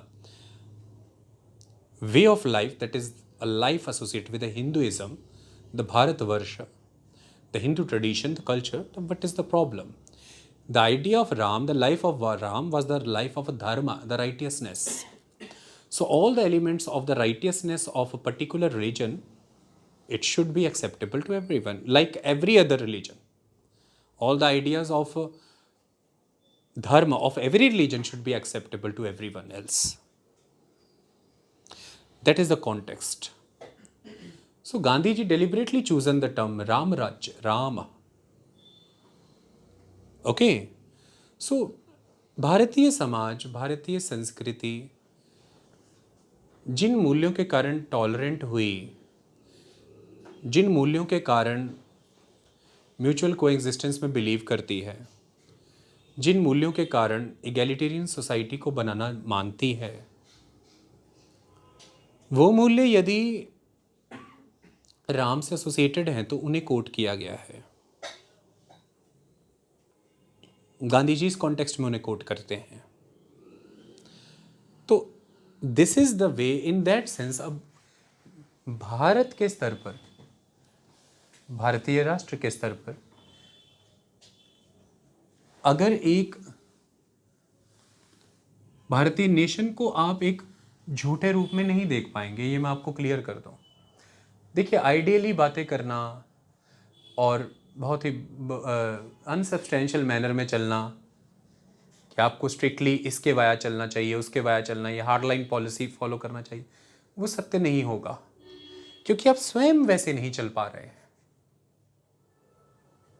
क्योंकि भारत का स्वतंत्रता संग्राम वैसा नहीं चला। हम संस्कृति को काट के नहीं चल पाए हमारी पॉलिटिकल कैंपेन में।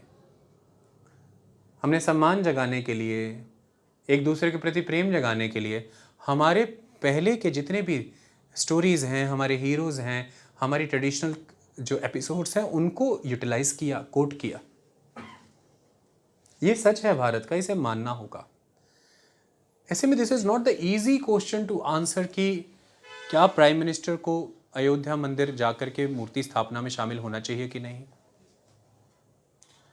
एक बड़ा सवाल ये है कि नहीं शामिल हो करके फिर एक परिस्थिति खड़ी होती है कि एक बहुत बड़ा समाज, एक बहुत बड़ा वर्ग, एक बहुत बड़ी संस्कृति की धारा, एक बहुत बड़े विचार जिस व्यक्ति से जुड़े हैं, उस व्यक्ति के मूल्य, इनका भी निरादर हो जाता। एक बड़ी सोसाइटी में ये मैसेज जाता। तो यहाँ पर मैं ये मानता हूँ कि कॉन्स्टिट्यूशन की फिर यहाँ भूमिका ही ये आती है कि वो ये मार्ग रखते हैं देश की इंस्टीट्यूशंस और उन इंस्टीट्यूशंस से एसोसिएटेड फंक्शनरीज और डिग्निटरीज के सामने, क्योंकि वो संविधान की शपथ लेते हैं कि आपको कैसे चलना है। आप अपने निजी धर्म से ऊपर उठेंगे, आप अपने निजी क्षेत्र से ऊपर उठेंगे, आप अपनी निजी भाषा से ऊपर उठेंगे, आप अपने निजी जाति से ऊपर उठेंगे और आप संविधान की शपथ लेके संविधान के अनुरूप चलेंगे। ऐसी शपथ नागरिकों ने हालांकि नहीं ली होती। तो फिर मैं मानता हूं कि प्रधानमंत्री और ऐसे डिग्निटरीज की कुछ स्पेशल रिस्पॉन्सिबिलिटीज हैं, जिन रिस्पॉन्सिबिलिटीज में ये बहुत बड़ी रिस्पॉन्सिबिलिटी है, जिसके लिए मैं एक कदम आगे जाना चाहता हूं कि मेरे लिए ये क्वेश्चन उतना इंपॉर्टेंट नहीं हो जाता कि वो उन्हें रिलीजियस सेरेमनीज में पार्टिसिपेट करना चाहिए कि नहीं। मेरे लिए क्वेश्चन ये मैटर करता है कि प्रधानमंत्री उन रिलीजियस सेरेमनीज को देश की आपसी समरसता बढ़ाने के लिए, देश में भाईचारा बढ़ाने के लिए, देश में इगैलिटेरियन सोसाइटी स्टैब्लिश करने के लिए, टॉलरेंस को बढ़ाने के लिए, म्यूचुअली कोएग्जिस्ट करना, सम्मान की भावना एक दूसरे के प्रति पैदा करने के लिए इन मंचों को कैसे उपयोग में लाते हैं। मेरे लिए महत्वपूर्ण है, मुझे लगता है संविधान भी इसी ओर देख रहा है कि उस समारोह में शामिल होना या नहीं होना से बहुत बड़ा प्रश्न है उस समारोह में शामिल होने का उद्देश्य क्या है। यहां किसी पर्टिकुलर पीएम की बात नहीं कर रहे हैं हम। समागम होते रहेंगे भारत में, मैं नहीं रहूंगा, कल को आप नहीं रहेंगे, ये तो हजारों वर्षों तक चलते जाना है। प्रधानमंत्री आते रहेंगे, पहले भी आते रहे। बड़ा सवाल हमेशा यही खड़ा होना चाहिए कि समारोह में शामिल होना नहीं होना, ये बहुत पीछे का सवाल है। बड़ा सवाल है शामिल होने का उद्देश्य क्या है। यदि उद्देश्य किसी समाज को अपने हक में एक वोटर के तौर पर जोड़ना है, यदि उद्देश्य किन्हीं भी तरह के चुनावों में अपनी जीत सुनिश्चित करना है, यदि उद्देश्य एक समाज के गौरव को दूसरे समाज के गौरव से ऊपर बनाना है, यदि उद्देश्य समाज में किन्हीं दूसरे समाजों के लिए भय का माहौल बनाना होता है, यदि उद्देश्य किसी को कमज़ोर सिद्ध करना और स्वयं को शक्तिशाली सिद्ध करना होता है, यदि उद्देश्य संविधान को धूमिल करना या उसके नियमों को धीरे धीरे विस्थापित करना है, इन उद्देश्यों से शामिल होना किसी भी समारोह में गलत है। ये गलत है, ये अनैतिक है, ये अनैतिक है। नैतिक है कि हम, जो अब तक हमारे देश में माना गया है कि जैसा होना चाहिए, वो ये कि हम मंचों का प्रयोग किस कारण से कर रहे हैं। देखिए, वो मंच बहुत बड़ा हो जाता है, वो बहुत महत्वपूर्ण हो जाता है। जिस मंच से जितने ज़्यादा लोग जुड़ जाएं, तो उतना ही बड़ा कार्य हम उस मंच से ले सकते हैं, उतना ही बड़ा उद्देश्य हमारा हो जाता है उस मंच से कि हम इस मंच से कितने लोगों तक बात पहुंचाएंगे। तो ऐसे में निर्भर करता है कि हमारा संदेश हम कैसा चुनते हैं, हमारा उद्देश्य क्या है, उसी से हमारा संदेश आएगा। और उद्देश्य और संदेश में एक रूपता आ जाए। गांधी के वक्तव्य रखूंगा कि हम क्या सोचते हैं, हम क्या बोलते हैं, हम क्या करते हैं, यदि यह एक हो जाए, ये सत्य है, ये धर्म है बस। तो यदि उद्देश्य और संदेश एक हो जाए, दिख जाए कि एक है, कथनी करनी में कोई अंतर नहीं है, फिर तो जितना बड़ा मंच है, जितना बड़ा समागम है, जितना बड़ा समारोह है, वो उतनी बड़े रूप में भारत को एक करेगा, उतनी ही ज्यादा शक्तिशाली बनाएगा नागरिकों को। भारतीय संस्कृति के सकारात्मक गुण, चाहे वो किसी भी पंथ के थे, चाहे वो किसी भी पंथ के हीरो के थे, चाहे वो किसी भी पंथ के ईश्वर के थे, लेकिन भारतीय संस्कृति के सकारात्मक गुण देश के सामने आएंगे। कौन लाएगा? और ये बड़ा सवाल है। तो उद्देश्य, मैं मानता हूं, फोकस ज्यादा होना चाहिए। और ऐसे में किसी भी पर्सन की जो प्राइम मिनिस्टर की पोजीशन पे है, उस पर्सन की पर्सनल इंटीग्रिटी पे डिपेंड करता है कि वो उद्देश्य को कितना बड़ा रख पाते हैं, उनकी कंसिडरेशंस क्या हैं। क्योंकि कॉन्स्टिट्यूशन के प्रोविजंस के बाहर जाएंगे तो हो सकता है कि आपको कोई रोक ना पाए, लीगल इलीगल के बाहर जाएंगे तो भी बहुत से रास्ते मिल जाएंगे, लेकिन अंत में सवाल नैतिकता पे ही आकर के खड़ा हुआ। और नैतिकता भी कैसी? संविधान के प्रति आपकी वचनबद्धता, योर कॉन्स्टिट्यूशनल मोरालिटी। इस पर कद खड़ा है आपका कि आप किंचित भी जो संवैधानिक मूल्य हैं, जो सच में भारत की संस्कृति का दर्शन है, सच में जो दर्शन है हमारा, जो हमारी धर्म अर्थ काम मोक्ष की जो परिभाषा है हमारी, सत्य में यदि हम उसको मान रहे हैं, उससे कन्विंस्ड हैं, तो मुझे नहीं लगता देशवासियों को अंतर पड़ेगा कि प्रधानमंत्री किस समारोह में है, क्या कर रहे हैं। और ये रख पाना, ये बड़े हद तक उनकी पर्सनल इंटीग्रिटी पर ही निर्भर करता है। किसी भी प्रधानमंत्री की पर्सनल इंटीग्रिटी पर ही निर्भर करता है कि उनके लिए स्वयं के निजी चुनाव जीतना ज़्यादा महत्वपूर्ण है या राष्ट्र को शक्तिशाली बनाना ज़्यादा महत्वपूर्ण है। चुनाव, अगर वो भी चुनाव जीत रहे हैं और इससे राष्ट्र भी मजबूत हो रहा है तो इसमें दिक्कत कोई नहीं। लेकिन चुनाव जीतने के लिए अगर राष्ट्र कमज़ोर हो रहा है, राष्ट्र के वो मूल्य जिनसे राष्ट्र आज तक एक रहा है वो बिखर रहे हैं, उन्हें आघात लग जाता है, संविधान कमज़ोर हो रहा है, संवैधानिक संस्थाएं कमज़ोर हो जा रही हैं या वो मूल्य गिर जा रहे हैं, ऐसी जीत का यदि विचार है तो इंटीग्रिटी कॉम्प्रोमाइज्ड है, तो कॉम्प्रोमाइज्ड है।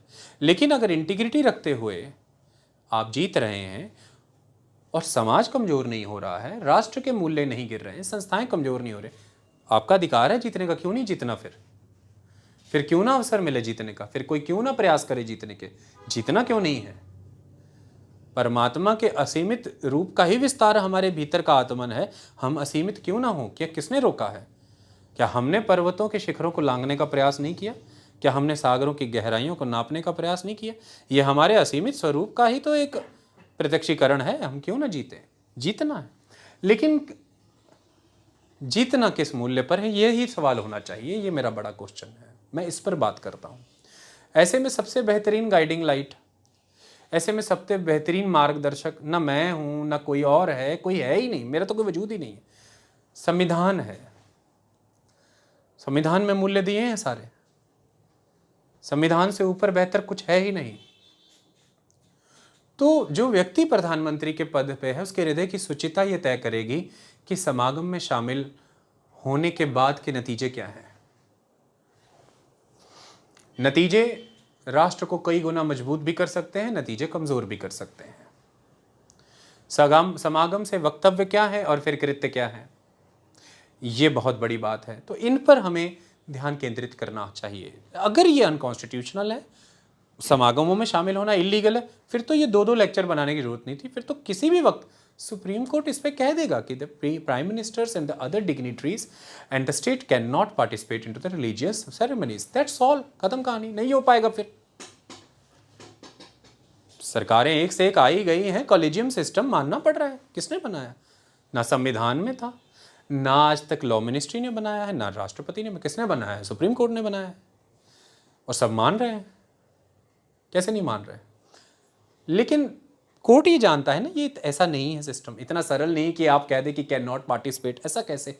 पार्लियामेंट्री प्रणाली मानी है हमने, जो रिप्रेजेंटेटिव है वही प्रधानमंत्री भी है, और रिप्रेजेंटेशन का जो इंस्टीट्यूशन है पार्लियामेंट, सरकार वहीं से जन्म ले रही है, जनता ही में जाकर के जुड़ना। और जनता विविध संस्कृतियों से आ रही है, जिसने मिलकर के एक संस्कृति होना माना है, जिसे राष्ट्र कहा गया है।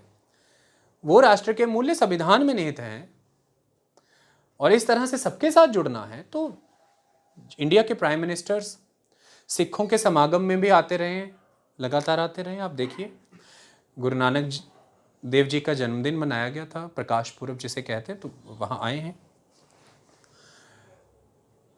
ईसाइयों के समागमों में भी भारत के जो प्रधानमंत्री रहे हैं वो आते रहे हैं,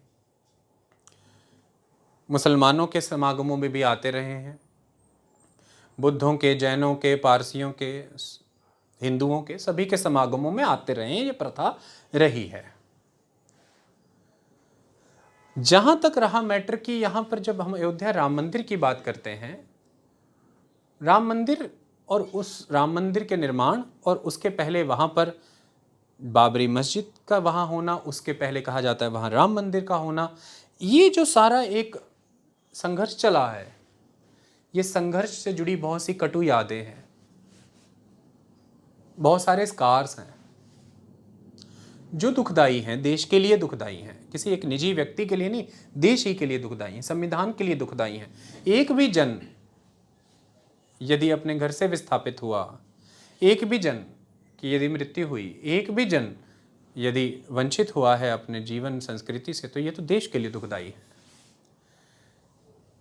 ऐसे में ये एक प्रश्न कई लोगों ने जरूर खड़ा किया कि राम मंदिर का निर्माण वहां पर पहले मस्जिद थी, उसके ढह जाने के बाद हुआ है, और प्रधानमंत्री सारे देश के प्रधानमंत्री हैं, तो ऐसे में वहां पर उनका जाना कितना नैतिक सही है, कितना नैतिक गलत है, ये फिर बहुत लार्जर कॉन्टेक्स्ट में आप सबको देखना है। क्योंकि फिर एक चीज़ गलत है तो फिर बहुत सी चीज़ें गलत होंगी, पीछे चले जाएंगे। एक चीज़ सही है तो फिर बहुत सी चीज़ें सही होंगी। इसलिए दार्शनिकों ने, इसलिए धर्म नेताओं ने, सुचिता से चल रहे धर्म नेताओं ने, दार्शनिकों ने ये समझाया है कि कभी भी कोई ऐसा कृत्य ना करें अपनी राजसत्ता को स्थापित करने के लिए, अपने पद को बनाए रखने के लिए, जो धर्म के विरुद्ध हो। धर्म का बिंदु क्या है?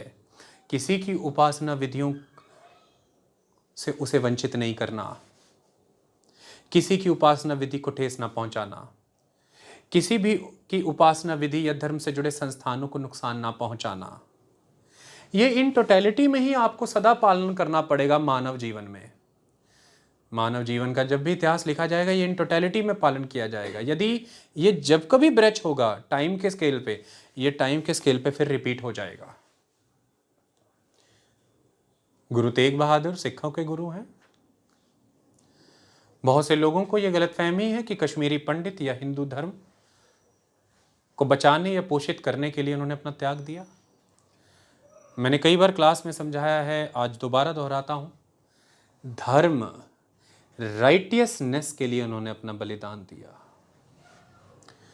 औरंगजेब के सामने यह प्रश्न था कि यदि तुम ये जो टेम्परेरी सत्ता है तुम्हारे पास, ये जो राज की सत्ता है तुम्हारे पास, इस सत्ता के नेता के रूप में खड़े होकर के तुम यह जो कहते हो कि लोग कौन सी उपासना विधि की पालना करें ये तुम तय करोगे, तो मैं धर्म की सत्ता का अनुयायी हूं।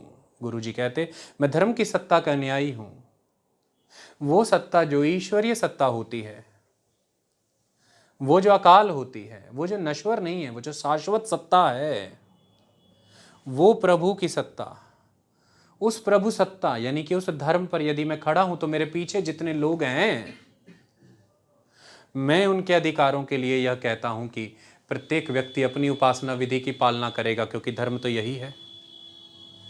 और ऐसे में यदि तू क्षणिक भर की इस टेम्परेरी टेम्पोरल राजसत्ता के दम पर खड़ा होकर के उस इलाही ईश्वरीय उस अनंत प्रभु सत्ता के सामने यदि यह प्रश्न खड़ा करता है कि उपासना विधि क्या हो, ये राजा तय करे, तो मैं इसका विरोध करता हूं। उपासना विधि वो होगी जो धर्म है। धर्म है राइटियसनेस। सबको अपनी उपासना विधि पालन करने का अधिकार है। मैं इस धर्म के बिंदु के लिए, उस शाश्वत प्रभु की सत्ता के एक सिपाही के रूप में मैं इस विचार के लिए बलिदान देता हूं।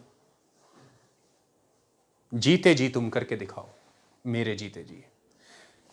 He was convinced with the idea of righteousness. He was convinced with the dharma. So that's why he was there to offer himself for the humanity, for the righteousness. That's why he was protecting the idea of Hind, the practices of Hind, the culture of Hind. And there was aggressor in front of him, the Aurangzeb. वो अपनी आक्रोश निकाल रहा है, एक आक्रांता शक्ति दिखा रहा है इस आग के सामने, जिसने इस हिंद की संस्कृति को चादर से ढक दिया, अपने बलिदान की चादर से। वह हिंद की चादर है गुरु तेग बहादुर। तो this is the idea. So if the person holding the position of prime minister convinced with the idea of constitution, convinced with the idea of righteousness, so no matter where he is going, where she is going, like Guru Tegh Bahadur, Kashmiri Pandit approached him, but no matter, Christian approach करते तो यही करते वो, Zoroastrians approach करते तो यही करते वो, बुद्ध, जैन, हिंदू कोई अप्रोच करता तो यही करते वो धर्म के लिए खड़े हैं। उसके आगे जो शब्द लगा उसके लिए नहीं, धर्म के लिए, राइटियसनेस के बिंदु के लिए। It is the responsibility of the prime minister according to me, मैं ये मानता हूं।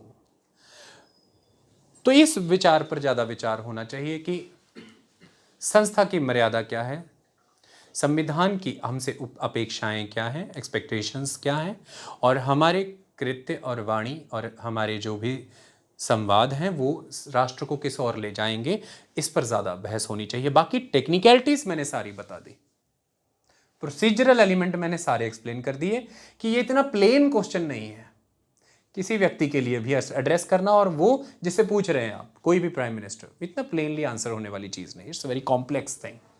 उतनी ही हैवी इंटीग्रिटी ऑफ कैरेक्टर चाहिए, फिर उतनी ही फिर स्ट्रॉन्ग पर्सनैलिटी चाहिए, उतना ही ज़्यादा राइटियसनेस पे चलना है।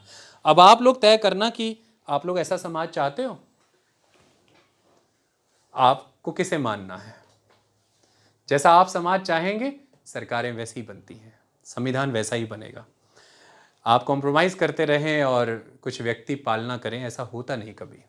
ओके, क्योंकि सोसाइटी से ही नेशन है, नेशन से ही स्टेट है, जैसी सोसाइटी है वैसा स्टेट है।